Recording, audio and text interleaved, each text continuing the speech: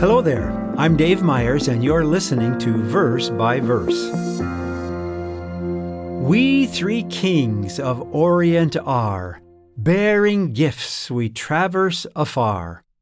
So begins the first verse of the old hymn that was written back in 1857. This hymn speaks of these three kings and the gifts they brought to Jesus. I sang this Christmas tune as a boy, only to find later that the statement in this first verse is not supported in the Bible.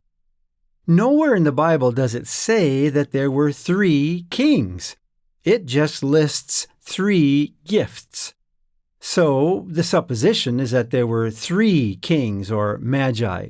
Today's scripture, Matthew 2, verse 11, says this in reference to the Magi. And when they had come into the house, they saw the young child with Mary his mother, and fell down and worshipped him. And when they had opened their treasures, they presented gifts to him, gold, frankincense, and myrrh. Now there are several misconceptions about these Magi. First, we see that no number of men is mentioned. In fact, some Eastern Christian traditions insist that there were 12.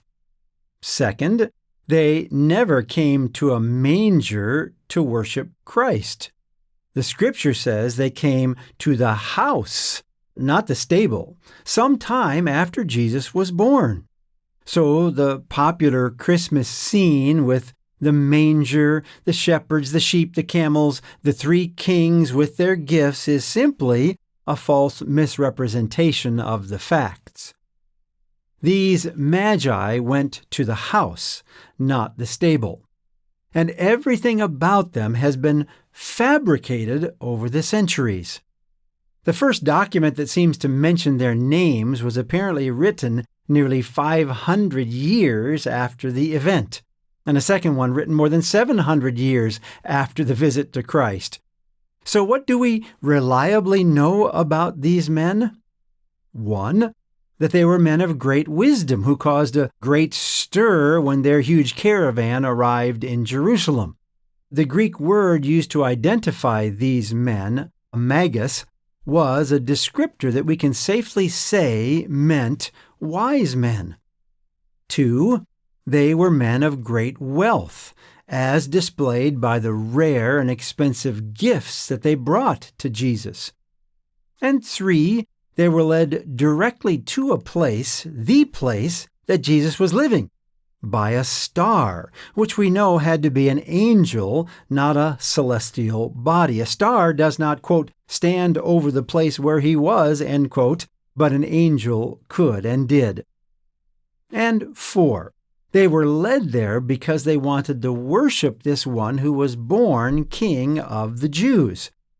So they must have received a great deal more information than was revealed here in the scripture. For how would they know that this child was born King of the Jews and they need to go to Jerusalem for that information? Why would they care? Why would they worship him? Why would they bring him gifts unless they were told much more than is revealed here?